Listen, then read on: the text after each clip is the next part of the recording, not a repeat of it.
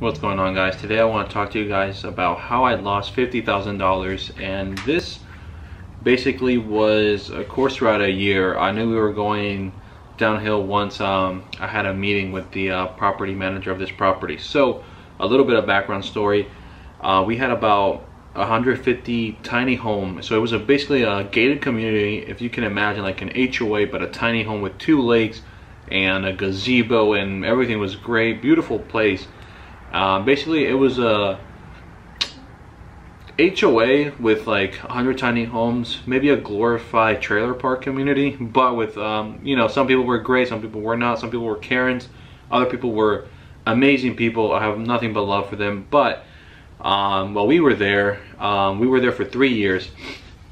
And a little bit of background story: when I first started ADV Lawn, I don't know how, but I contacted them, and then they you know, let me go bid them. I walked the property, and I basically underbidded by about $400. But at that time I wanted whatever I could get from you know, any contracts, especially full year. And basically got the contract. Newbie was there, and it was only 3 of us, and in my head I was like, it's gonna take about 6 hours to do. Literally, we were there from 8 a.m. all the way to like 8 p.m. or 9. Almost like it's summertime, so it got basically till dark. And I underestimated a lot. I needed baggers for my mowers. I have no baggers, and it was rough. The first day was rough. They, you know, cut us some slack. I think most people do, maybe twice or second visit. But after that, you know, they were like, you gotta, you know, do this or that. You know, need baggers, or people are complaining about different things. So it took us probably like 3 or 4 visits until we got everything in line on our end, you know, how to basically figure out the property, what we needed, strategize, and how to break it up in different sections so we can do a better job and be more accurate. Fast forward though, a few of the bottlenecks, right? And I was a bottleneck, and we'll get more into that. How the more I grew, or the more we grew, and the more we grew, we made mistakes, right? And I was afraid to pull the trigger, and self-doubt and imposter syndrome and different things, like mental blocks, that stopped me from figuring out how to help the business grow, and how to prevent and also fix the problems that we were running into. So problem number 1, or the first roadblock that we experienced, was mulching, right? Now, the property manager was a new property manager, and I've never mulched this place. So think about it, maybe 3 years since we've been there, we've never mulched, and it was time for some mulch. Now, I didn't know how much mulch it needed, and then they could figure out the whole what houses. I think every house needed. Some people did it on their own, that they like different colors, but we were just keeping one color, contractor's blend, just one type of mulch all the areas, common areas, and the, you know, the tiny home community. And so my inexperience in mulching at that big capacity, it needed, I think it came out to about 350 yards. So 350 yards of mulch, and I've never done that amount of mulch. 2, it was kind of hard to figure out the logisticals, right? Because we're busy in our you know, in our area already, Monday through basically Friday. On Tuesdays we would go there, so all day we were there. So there was no wiggle room, right, to, you know, keep all of us go up there, knock it out, and then come back here, because, you know, we were on a cycle, right? We're busy. This is probably, I think, May, or late May, almost June. Anyway, so fast forward, right? So mulch, I was like, sure, well, let's take it on. I'll do it, whatever. Never done it, but hey, whatever. And it was a mistake. Why? Because I should have honestly subcontracted it out, and then, or 2, hired more people just to focus on that mulch, right? And I did none of them. I want to keep it in-house. You know, when I was busy, fog brain, you're just, you know, working as much as you can. You kind of forget, or I at least did, that I could have, you know, maybe hired 2 or 3 more guys just to focus on that, knock it out, or subcontract it out. You know, I just want to keep it, you know, in-house, and that came to back to bite me, basically. So that was one of the issues that we encountered. So number 1, it basically took us I think 3 months to finish it, and I would send a few guys up there. One of my main guys that's been with me for about 3 years, and his son, and they would go up there, and they had like a little pickup truck basically like a little like Ford Ranger, right? They would fill it up.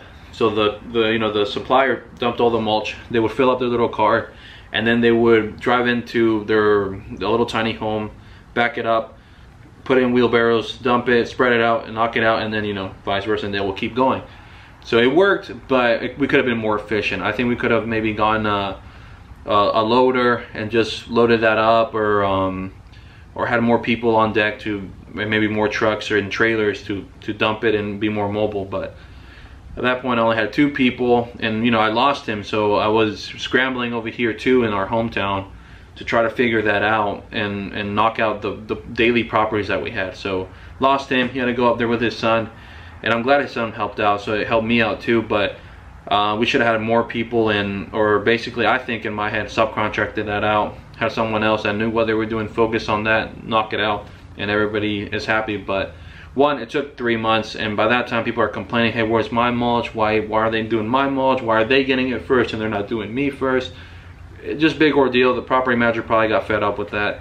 Calls every day, emails every day, and you know, we were slow in putting the mulch out. So again, that came back and bite me. I should have thought a little bit more how to fix that issue. Number 2, the property manager, I can't really blame him.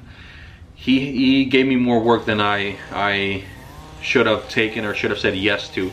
And that's another thing I've learned, that if I am not comfortable, or if I know I don't have enough manpower, or I just don't have time, just say no. Because if you don't, it'll come back and bite you, and then you'll be like, basically you're responsible for that, and then it'll look bad on you.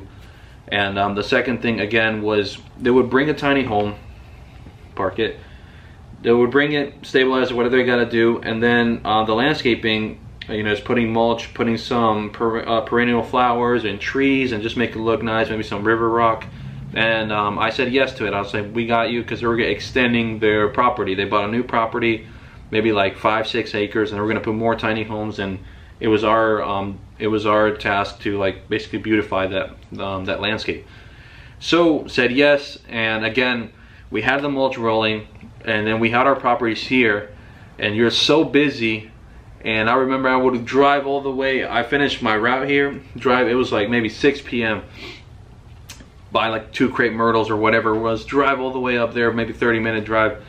Start there, I'm sweating, I'm exhausted, 80 degrees or whatever it was, even higher, and digging and digging and digging to, you know, plant that crepe myrtle in. By the time I was done, it was like 9:30 p.m. and I'm driving home, and I was like, man, this is not it, man. This is so hard. Again, mistake was, I should have either said, hey, I have limited staff, because this is when the whole, you know, the whole thing was going on. I think YouTube doesn't like that word, the C word, and so it's hard to find employees, or at that time nobody really wanted to work. And I should have said, hey, I don't think I can do it, or if I can, I have to do it at like a slower pace, just to maybe catch up with the mulch first, and then focus our efforts on that. And it was just overwhelming. I remember at that point I was just very overwhelmed, and I took too much than I could handle, and I think that came back and bite me, because again, I should either try to hire more people or just subcontracted that out, which I think would have been kind of hard, just because everybody was busy at that time, or it was hard to find employees.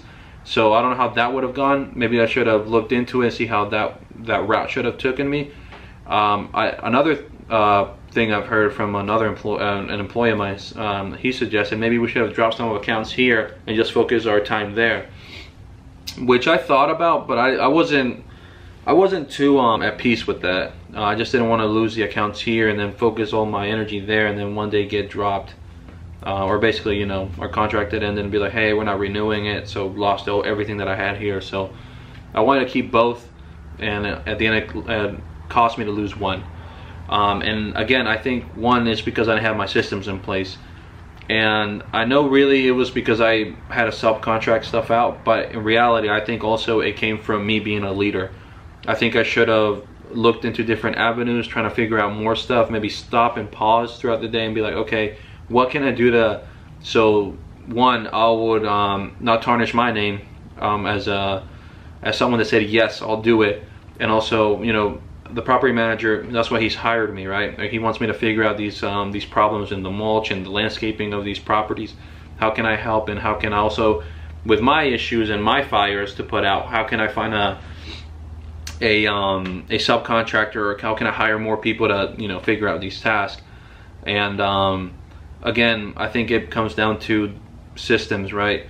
I need to have systems, or I had to have systems on how to hire, and that funnel, how to hire good people, as well as to subcontractors, finding the right ones that do good work and are honest, and also that are dependable, right? Again, I think everything focuses back on systems, as well as the head of the company, right?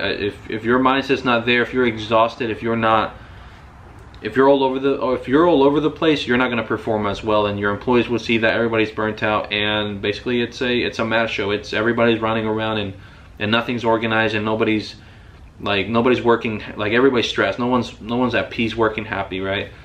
And I think at the end of the day, it's all mindset, and you live and you learn. And I learned basically from this this mistake that I made, and it cost me $50,000. Like, that contract was worth $50K, and I lost that contract just because I didn't put a little bit more effort in how to, again, repeating, how to find subcontractors, find employees, and it came back to bite me.